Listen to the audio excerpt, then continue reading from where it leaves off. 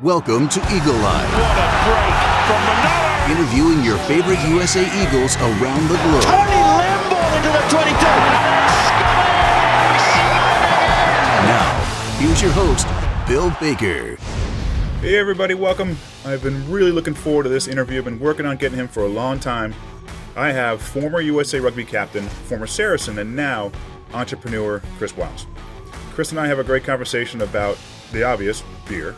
Specifically all about Wolfpack Lager, who he founded with Saracen teammate Hargreaves. And what styles do they brew? What's the craft brew industry like in Europe right now? And what about the social media presence? It's hilarious. You gotta check it out. Also, what were the difficulties starting the business? How has COVID affected them? And what happened to them specifically when the league was coming down on Saracens and other teams removed Wolfpack Lager from their concessions? And we do talk a little rugby as well. So grab yourself a pint and enjoy. I really appreciate you jumping on with me. I know you're a busy man and all that, but it's good to finally connect. By the way, we've never had the opportunity to connect throughout the year. So yeah, it's good to finally meet. Put in over Skype. Oh, it's Skype. Yeah. I know. I was talking to Dallin the other day, and I said, "Dude, how'd you get Wyles, man? I've been trying to talk to him, trying to reach him forever." He says, "Yeah, well, we play together, so we have that going."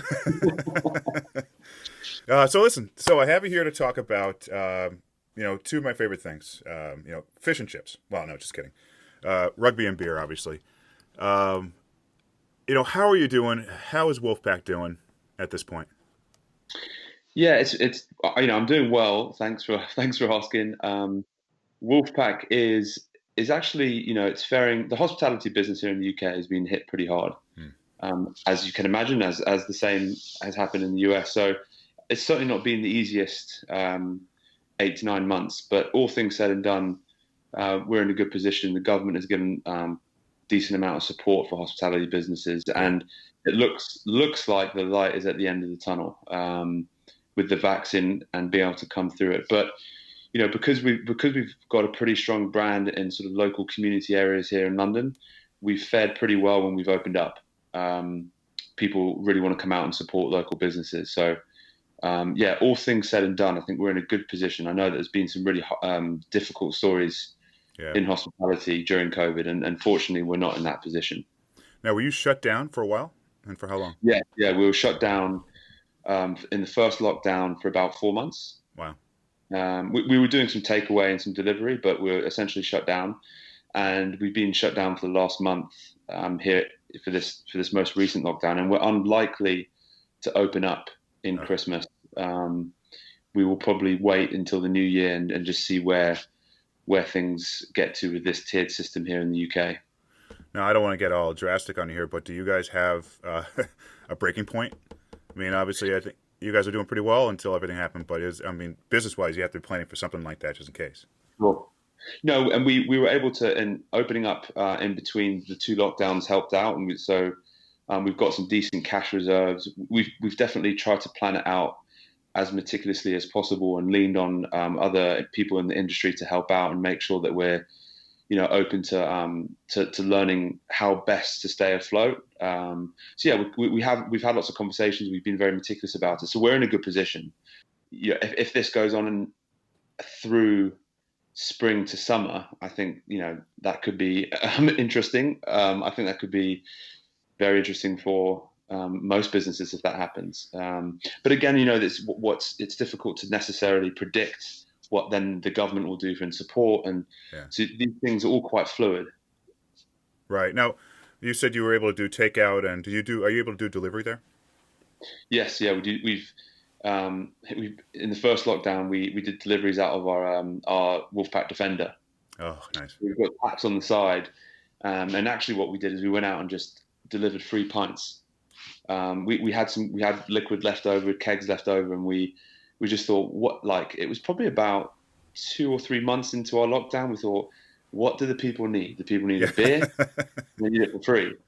So Al and I went out on the Defender and delivered pints. It was fun because people just direct messaged us on Instagram and just gave us their address, and we just turned up. That's amazing. So you weren't just like knocking on doors. Hey, you want a pint?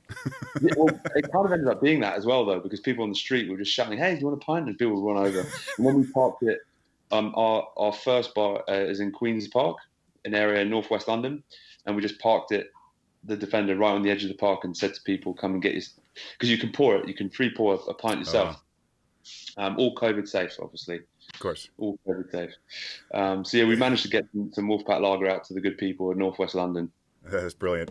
And it appears by your social media that due to social distancing rules, the only way to serve beer is by throwing it and catching it. I think that's a brilliant. The story there is Al runs our social media, and he's brilliant. He loves coming up with sort of quirky ideas. And just all of a sudden, this like video popped up of Al catching a pint, and I was like, "Hold on, Al, how many takes is that?" Like, that looked really easy for you. He's like, "Literally, I promise you." It was my first take. I caught it. I was like, right, let's do this together. And so we just started doing more and more videos around catching pints and catching cans of water. And I don't want to. It's not. It comes across like it's super skillful. Yeah. And I guess because Alistair, he was a Saracens captain and he's played rugby for the Springboks. And good hands. He's in the line now. He's in the second row. Good hands. It does make it look a lot harder than it really is, I think. But that might just be that we, I suppose, being sportsmen, we can actually catch. Lots of practice. Yeah, there's one where the beer drops down from the second floor, and when he grabs it, I don't think he dripped any, but it looked like half a pint because his hands are so big. Just walks off. Yeah. No, that's great. He is good at catching. I'll give him that. So going back, at what point during your rugby career did you think, okay, a brewery is my post-rugby plan? Well, we the whole way through my time at Saracen, they were always very keen on us looking at life after rugby. It was one of the big, I'd say, one of the hallmarks of that Saracens culture is that they really looked after the people in terms of making sure we were focused in life after rugby. And so I was doing various internships. I was always curious about what my friends were doing. I knew that there was a short shelf life to being a professional sportsman, and Alistair had moved over from South Africa to join Saracens at just the right time when him and I were very keen to sort of scratch this entrepreneurial itch. And we just met ourselves at the right time in the right place. And so we just started bouncing ideas around with each other. And this was about 2012, 2013 during our Saracens career. And we would always meet after training for a coffee, and then a coffee turned into a beer. Yeah. Inevitably with him and I. And so one day we were just, I think it was Al just went, let's just start a brewery. He was like, yeah, let's do it. And so that momentum just built from there. And we, it was really around this idea of learning by doing. I was keen to jump into doing an MBA, but actually through chatting with Al, we just thought, let's just forget the books. Let's just do this. Let's do it. Let's learn by potentially making some failures and learning the hard way, rather than diving back into the academics of it. So that was the impetus really. And it was all around this idea of let's put ourselves in a better position when we retire. We didn't think it was still, we had ambitions that it could become a successful business, but the really key message for us was if we started a business, ran it for 2 years, and then it failed, we then have a point of reference, a conversation to have with people when it came to an interview or to dealing with life after rugby. So, and then as it happens, it kind of went from strength to strength. Now, we're all pretty much master consumers, but did you go out and get yourself a home kit and brew some yourself, or is it just, yeah? We've got some, I actually wish we'd done more video, and I don't even know if there is a video kicking around, but of us trying to do home brews and it just failing spectacularly. And we did, it is kind of a running joke. We did our fair bit of research. It didn't, there wasn't enough, there was enough ambition for us to go and get involved in research and beer, right? It wasn't too hard of it. It wasn't a chore. Right. So there were lots of tasting, again, lots of tasting, obvious thing to do. And then some really badly made home brews. Yeah. So you talked about other internships, other positions. So are there other jobs that you may have done that you're really happy you didn't do? Yeah. I mean, one of them was kind of in this big business here in the UK, sort of a management consultant and accountancy firm. And it was so big that when we came for a meeting, and this was actually quite a defining moment in my kind of thinking about getting into business and or into an entrepreneurial business, was the staff came into our meeting and had to introduce each other to each other before saying hello to us. And I thought, well, that's just not the kind of environment I want to be in. That's such a big business. There's so many people that you don't even know each other in that kind of way. And, you know, everything we've learned through rugby and sport and it's all about the people and the relationship. So that was quite a big moment. So yeah, I'm glad I'm not doing, you know, in accountancy or sort of generic management consultancy. Sitting behind a desk. Yeah, exactly. So Exactly. with the starting this brewery with you and Al, what were some of the main difficulties that you've experienced so far, or at least at the very beginning of getting going? I'd say having to learn about essentially the whole business. But that was all. It's an obvious challenge. But we didn't have any background in hospitality before going into the brewery. We didn't have any background in pubs and bars. You know, we were, as you know, rugby players, and so we had a huge amount of learning to do. But that was also the exciting bit. I think the other kind of challenge was making sure we took it sort of professionally, and rather than it being something, it's, you know, you have 2 days off a week during your playing weeks, and you do need those days to sort of unwind and kind of physically recuperate. But we were aware of that. In the same breath, we wanted to make sure that if we were going to start a business, we were going to give it its, you know, respect and time and diligence to make sure we were doing as much as possible to make it a success, rather than it just kind of being a sideshow. Of course, it was going to be a sideshow to the main career of rugby, but we wanted to make sure that we gave it every opportunity to succeed. So it was kind of wrestling with that concept a bit. Was a challenge because, you know, often in those days off, you wake up as rugby players, you know, you walk out of the house at 11 o'clock for your first coffee, have a nap, come back, have a nap, and then walk out for, you know, 2 o'clock for your next coffee. So we had to shift into a very different way of thinking and sort of operating in our days off and with our time. Right. Let's talk about research. So I'm not sure what the landscape looks like as far as microbreweries and craft breweries in Europe in general. When I was over in Ireland about 5 years ago, it seemed to be the beginning of their microbrew and craft brew era, let's call it. You know, Galway Bay Brewery and a few others. So when you were starting, were there other breweries, microbreweries, that you could actually do your research from? Yeah. The craft beer movement obviously was behind the US. So we did, you know, there's some kind of interesting stories in the US that we kind of researched into, Goose Island being one of them.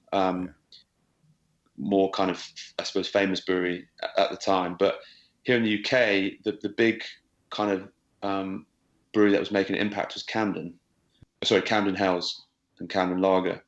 And when we started, they were still relatively small. And in the period from 2014, when we started our business, to now, they have grown at a ridiculous rate of actually, and now being acquired by AB InBev. So we've always admired what they've done. And they tell their story really well. Their liquid is fantastic, but very easy drinking and accessible. And they've been able to make a huge impact in the business. And it was so as we were starting out, it was a really cool business to be able to kind of compare ourselves to and look at what they were doing.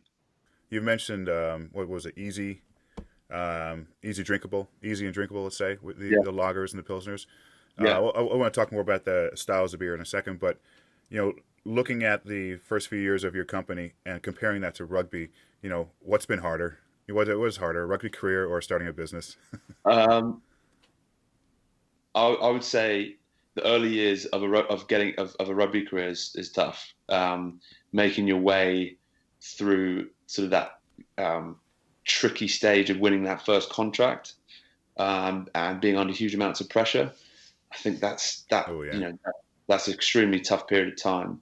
But then once you get into the groove and you find your way, then the rugby career, you know, you get that experience and things become slightly easier. And I think that's probably the same with business. You know, the first 2, 3, 4 years were really tricky because we were trying to balance the rugby and the beer, and we actually brought someone in who basically ran the whole business really for us day to day. So, you know, they're quite comparable actually. It's those early stages of that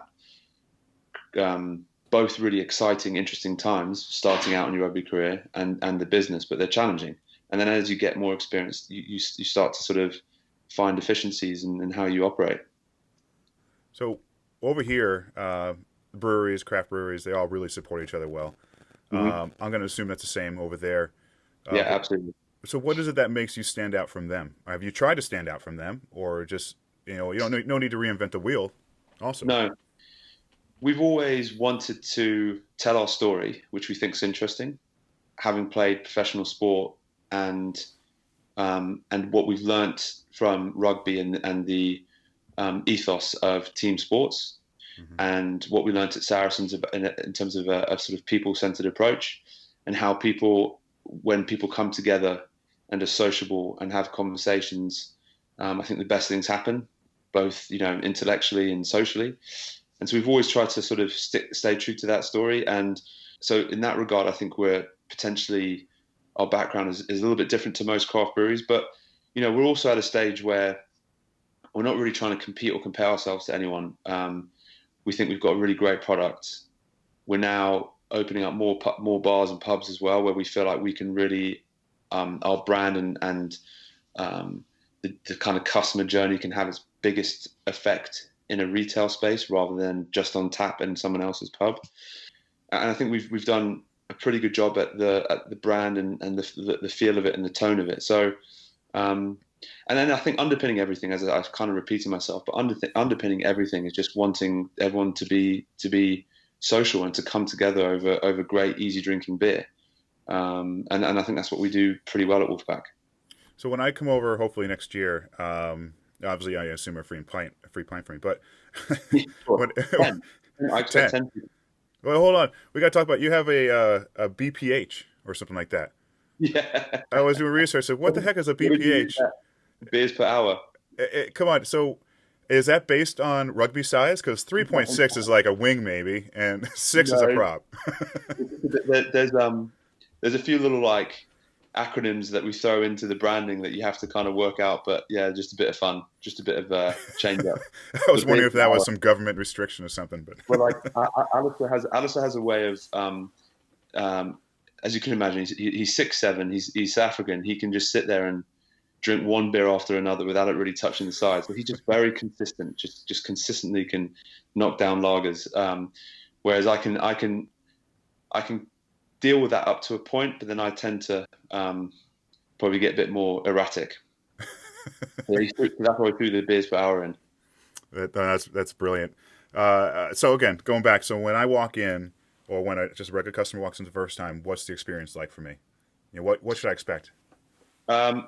You'd expect a really social atmosphere, and you'd think most pubs and bars do have that, but really easygoing, anything goes. The community comes in, your dog can come in.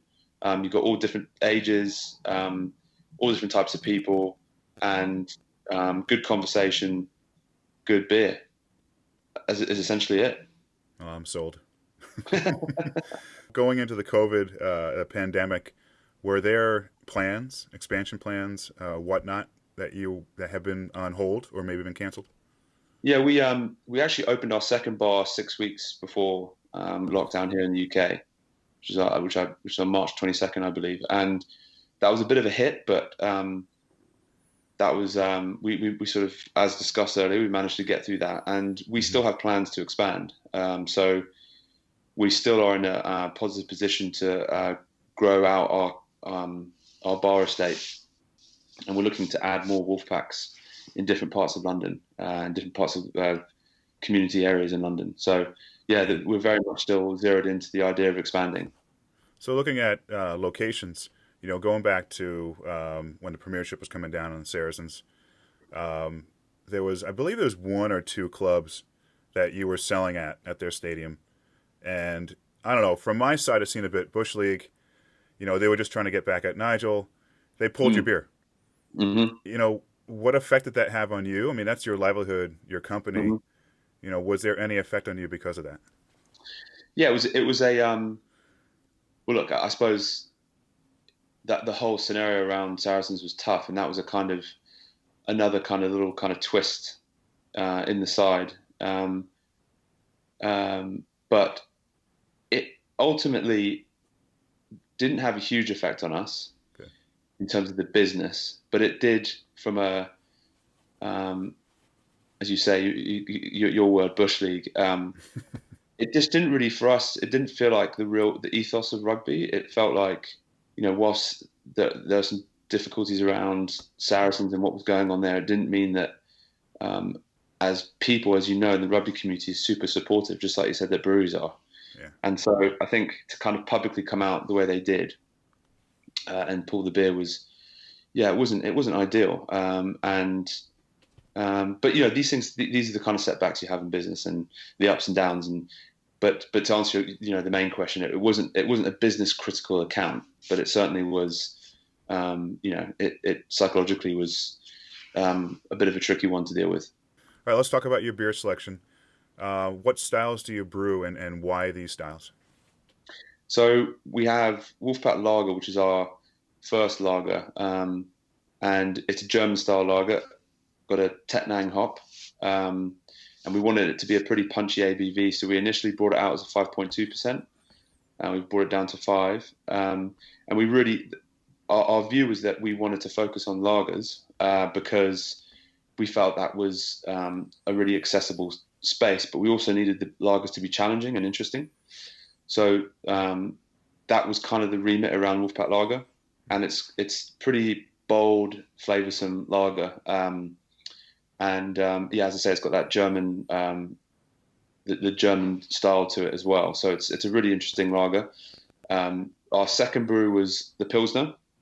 So in reaction to Wolfpack Lager, we wanted something that was even more accessible than the lager, the Wolfpack Lager, and it's Czech style Pilsner, SARS hop, 4.4%, and it's really clean, crisp, and easy to drink. What's nice for us is we go in there and it's just nice to have that option of something a bit more punchy and a bit more strong and flavoursome, and then something that you can, I wouldn't call it table beer, but it's 4.4%. It's just a bit easier to get through. So, and then we've also brought out, we've now kind of ventured into the IPA space as well, which is great for us, under 4% as well. Wow. And then there are potential plans of looking at an even lower ABV lager and potentially a dark lager as well. So these are kind of like sessions. Yeah, that's right. Yeah. Yeah, so now I start to understand the 3.6 beers an hour when you have just 4.4%. Yeah, exactly. What's your go-to? Oh, the opposite. What's big over here now are the hazy double IPAs. Okay. New England styles are called. So they're 7 to 9%. Wow. So I can't have 3, 4 in an hour. I mean, even though I'm a big guy, I'd be on my butt somewhere. But obviously I love a good lager and a Pilsner, but over here right now, really big, especially in the Boston area, are the New England IPAs. Yeah. It's extremely citrusy, they get their hops from the Northwest, the Citra hops. They look like grapefruit juice. Yeah. And those styles are kicking around London as well. There's lots of really interesting, the craft beer market here in London now is booming and has had a lot of growth and a lot of creativity and loads of interesting, really weird and wonderful beers. But we rather felt that we wanted to focus on the more session accessible style of beers because the motivation, the purpose of our business is really about bringing people together and socializing. And so I think sometimes with these, and this is just our opinion, with the really strong, super flavoursome beers, that there's a time and place for them, absolutely. But we think that the session beers really allow for that really heightened sociability through time. And, we want you to come into Wolfpack and stay in there for 3-4 hours and go off and have weird and wonderful conversations about life and meet loads of people and, and bring that togetherness. So that's kind of the motivation behind that. And we have, specifically I know these because I live in the area, but there are 3 or 4 breweries out of hundreds in New England right now. They're like cult followings. You can't buy their beers in the stores. You can't get them in pubs. You have to go to the location. And there's one for me called Treehouse, which is about an hour and 40-minute drive. And people will drive that. They'll order online. They'll get in line when they get there and pick it up by the case. And it's like $120 a case of beer. Wow. And these are, I pay that money because I think these are phenomenal beers. But these breweries have this cult following. There's a place called Alchemist way up in Vermont that people go out of their way to get the beer from. And, is there something like that in the London area, maybe at least? Or is that going on as well? Yeah, absolutely.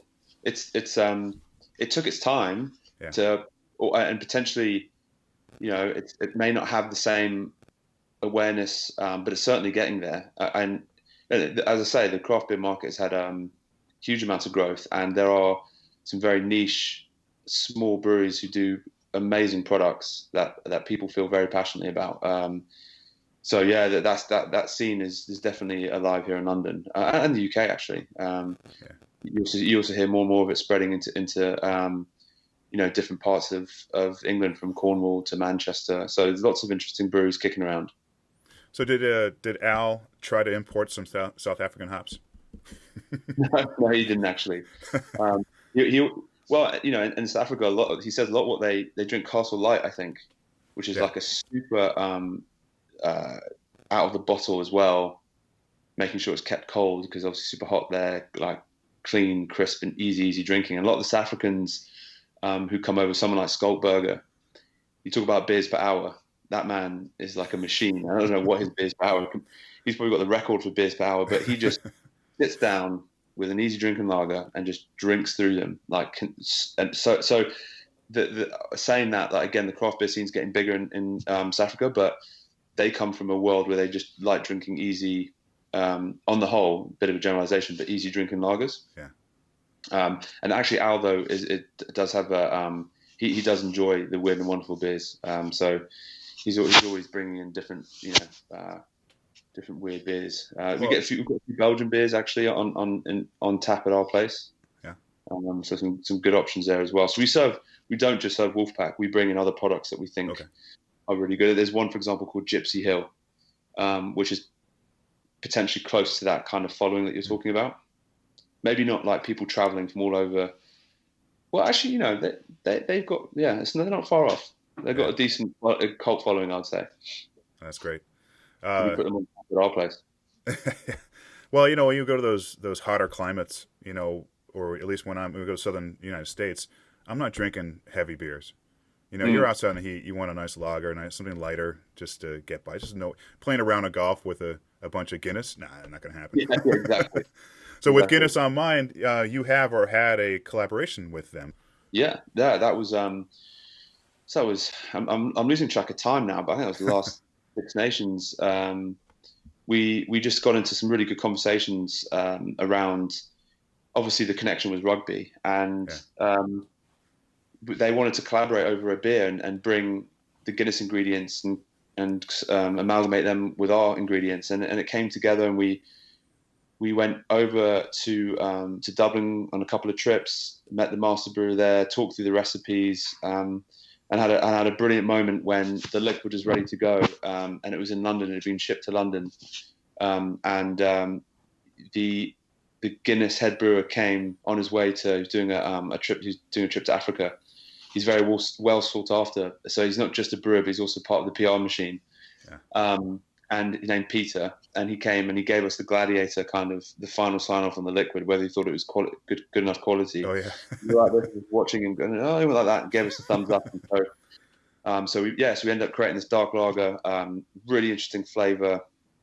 We put it on tap in some selected outlets here in London and in our bar, and it just sold really well. And then obviously the connotations to rugby and having that relationship with Guinness was an awesome experience for us, and seeing how they work and how they put together brands, and it was a really fascinating experience, and it was awesome to have that come out during the Six Nations. Yeah, and congrats on that. So what kind of beer drinker are you, Chris? Are you the wine drinker where it's, you got the nose, you got the front end, back end, where you know every level? And I'm not saying it in a bad way. Or are you the, I just had a tough day, give me a pint, let's sit down and relax? Yeah, I'm the latter, for sure. I completely appreciate the brewing scene and the weird and wonderful beers, But in all honesty, the thing that I really enjoy is sitting with some mates or at home with just a nice pint of lager. And it's just the social aspect of it that is the kind of really gets me going. So we've been talking a lot of beer, which is obviously huge. Let's talk a little bit of rugby. So Yeah, we have to get onto rugby. Yeah, just a little bit, just so it's a tax write-off. No. So other than that, that one-off, that one match you played for Saracens, coming off from retirement, have you done anything at all with rugby since then? No. No. And I sort of said to myself, once I retired, I mean, I love football, I love soccer, so I've played lots of football and soccer, five-a-side, a few 11-a-side games, mainly five-a-side. I try to play every week if I can.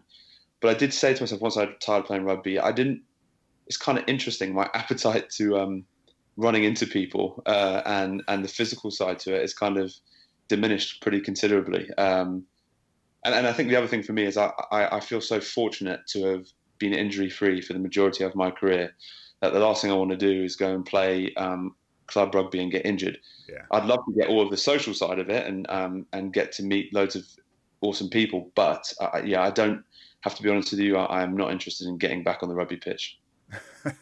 Well, soccer's physical too. There's never that get back out there and go to tackle somebody. You don't do that.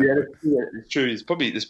There's more like bad leg injuries, I'd say, in football than are rugby. So yeah, no, you're right. But that's probably where I get my fix, my competitive fix, my physical fix is playing five-a-side.